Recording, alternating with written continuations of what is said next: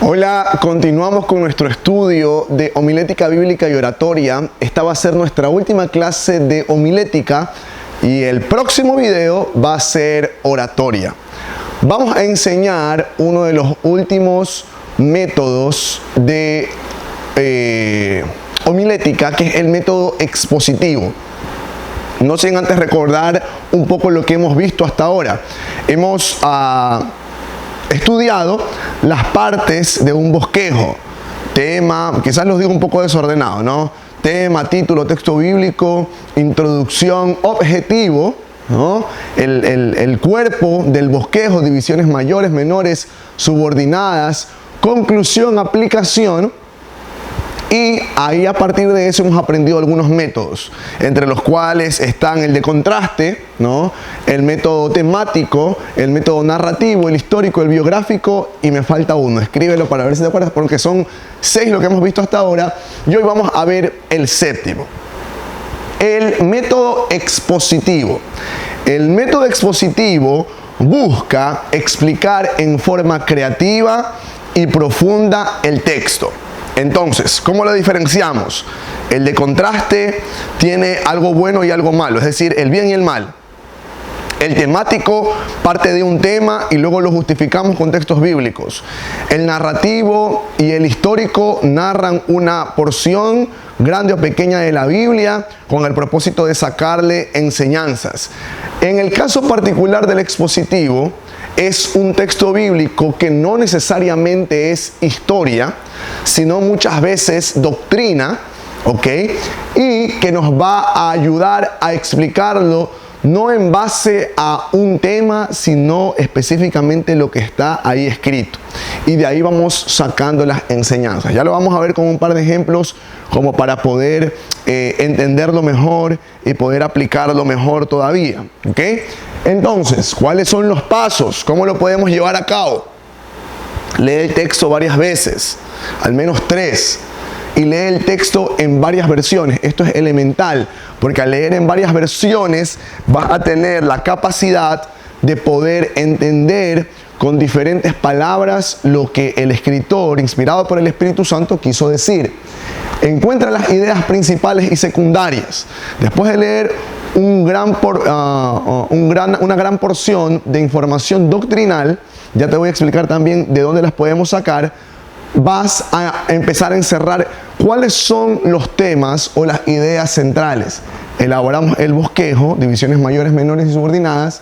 Preparamos la argumentación desde lo bibliográfico. ¿Qué quiere decir esto?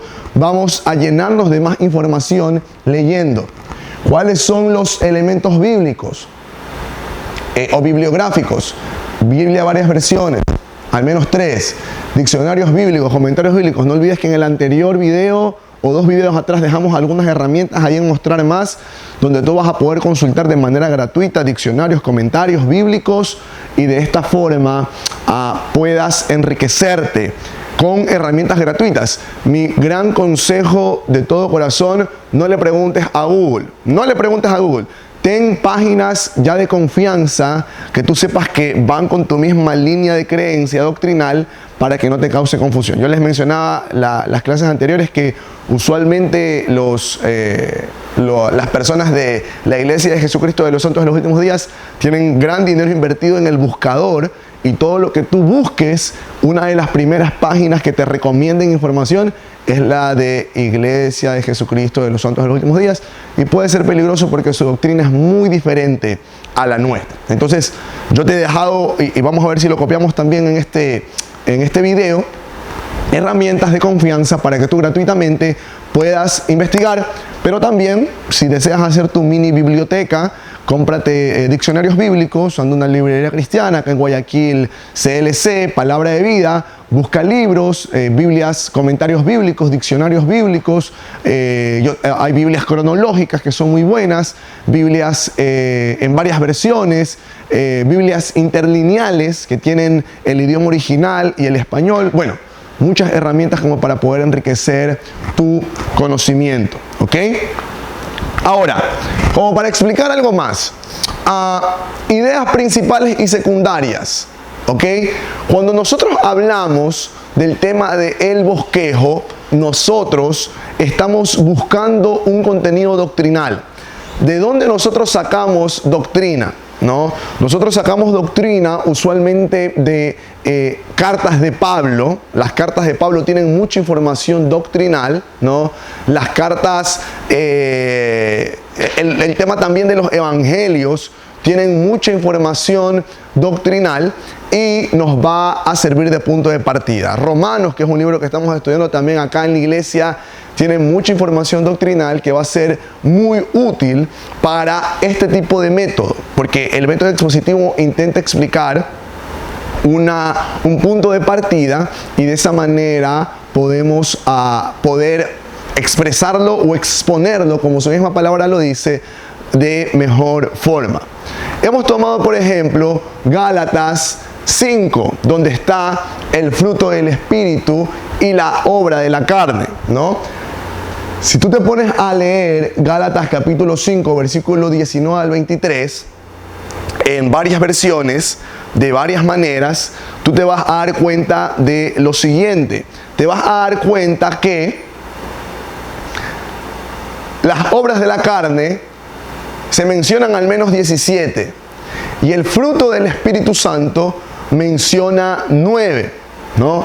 Desde aquí, con una lectura comprensiva para un método expositivo, yo me doy cuenta que ancho es el camino a la perdición. O sea, yo tengo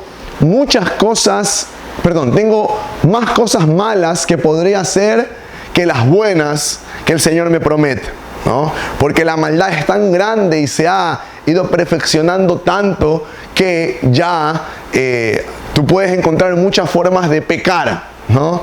Cuando para poder agradar a Dios el camino es angosto, como dice con respecto a la salvación. Entonces, cuando yo leo, digo, yo quiero enseñar a Gálatas 5, capítulo 5, 19 al 23, yo ya empiezo a darme cuenta que hay un contraste. Carne, espíritu. Muerte, vida.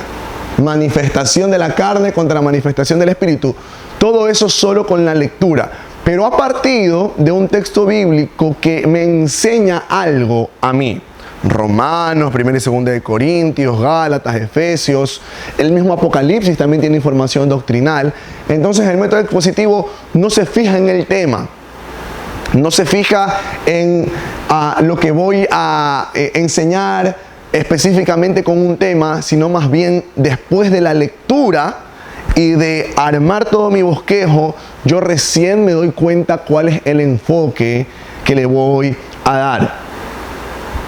Si seguimos hablando de este tema, de las obras de la carne y el fruto del Espíritu, hay obras de la carne que afectan a Dios, otras que afectan a la familia y otras que afectan hacia el prójimo. Mira esa subdivisión. Por lo tanto, nos damos cuenta que mis pecados no solo afectan a Dios, sino que cuando yo peco, que esto es algo que leí hace muchos años en un libro de Beth Moore, dice, cuando peques y seas reincidente, haz una lista, una manera que te va a ayudar a no pecar, escribía ella, piensa en todas las personas que se van a ver afectadas con tu pecado. Piensa en Dios, pero piensa que tu infidelidad le va a afectar a tu esposa, pero tu infidelidad también le va a afectar a tus hijos, y si tus suegros realmente te quieren, también vas a afectar a tus suegros. Y como madre o padre siempre van a dolerse ante decisiones desacertadas de los hijos, vas a afectar a tus padres. Y es hermoso ver cómo si nosotros hacemos una subdivisión de las obras de la carne, nos vamos a dar cuenta de que hay pecados en contra de Dios. Todos son contra de Dios porque dañamos su plan, ¿no? O destruimos su propósito. Pero hay otras como el adulterio y la fornicación que son hacia mi familia. Y otras como la enemistad, pleitos, iras, contiendas que son hacia el prójimo. Y las borracheras hacia mí mismo, porque yo puedo meterme en un grave problema si pierdo el autocontrol de mi vida. ¿Okay? Entonces yo ya voy armando una estructura. Tengo las manifestaciones de la obra de la carne, el fruto del Espíritu, hacia quién afecta las obras de la carne, quiénes se benefician del fruto del Espíritu, ¿no? Dios, los pobres, el prójimo, la familia, el mismo creyente, ¿ok? Entonces, vamos a través de ese estudio, todavía no estamos armando el bosquejo, ¿no? Estamos haciendo una lectura comprensiva y vamos sacando información, haciendo preguntas sobre aquellos, ¿no? Otras cosas con relación a la información del fruto del Espíritu, perdón, de las obras de la carne y del fruto del Espíritu, es que son de destrucción, ¿ok? Te dañan tu identidad, te dañan tu realidad, te dañan tu trabajo, te afectan a ti mismo. Y ya después de toda esa amplia investigación, de esa amplia escritura, yo puedo empezar a bosquejar. ¿Cómo yo haría mi bosquejo del método expositivo? Que lo tienes que trabajar tú con un texto doctrinal. Si no sabes cuál, avísame y escogemos uno por WhatsApp, o yo te lo puedo sugerir.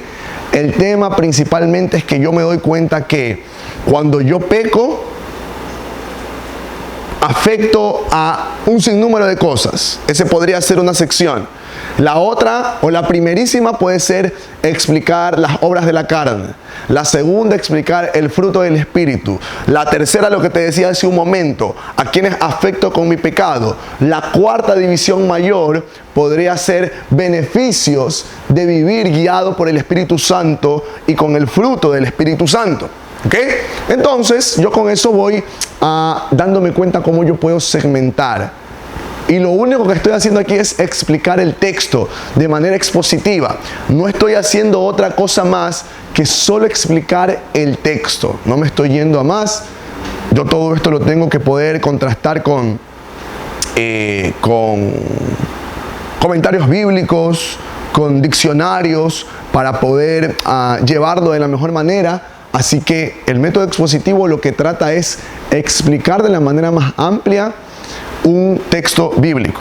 Mi consejo es que, tomando este ejemplo de Gálatas 5, 19 al 23, es muy extenso para una prédica. Yo creo que he mencionado en alguna de las clases pasadas que el método biográfico puede servir, y el histórico, como para una conferencia, pero asimismo también el método expositivo, o al menos segmentarlo en varias enseñanzas, si tú quieres respetar el tiempo de 35 o 45 minutos recomendado. ¿Ok? Así que yo te dejo esto como tarea, escoger un tema que hable sobre doctrina. Por ejemplo, acá tenemos algunos otros temas. Otro tema es sobre el amor. 1 Corintios 13. El amor es sufrido, el amor todo lo espera, todo lo soporta. Y podemos hacer preguntas. ¿Qué no haría el amor? ¿Con qué se disfruta el amor? Etcétera, etcétera. ¿De qué es capaz el amor verdadero? Entonces yo tengo una información que me enseña algo, doctrina o alguna información sobre el amor, y yo la voy a transferir a manera de una enseñanza expositiva, solo hablando de ese texto en particular. Otro tema propuesto pueden ser las divisiones en la iglesia, ¿no? Cuando la gente se pelea, se separa, etcétera, etcétera, también puede llevarnos a una enseñanza expositiva de una manera mucho más clara y concreta. Entonces, la tarea de ahora, método expositivo, ¿ok?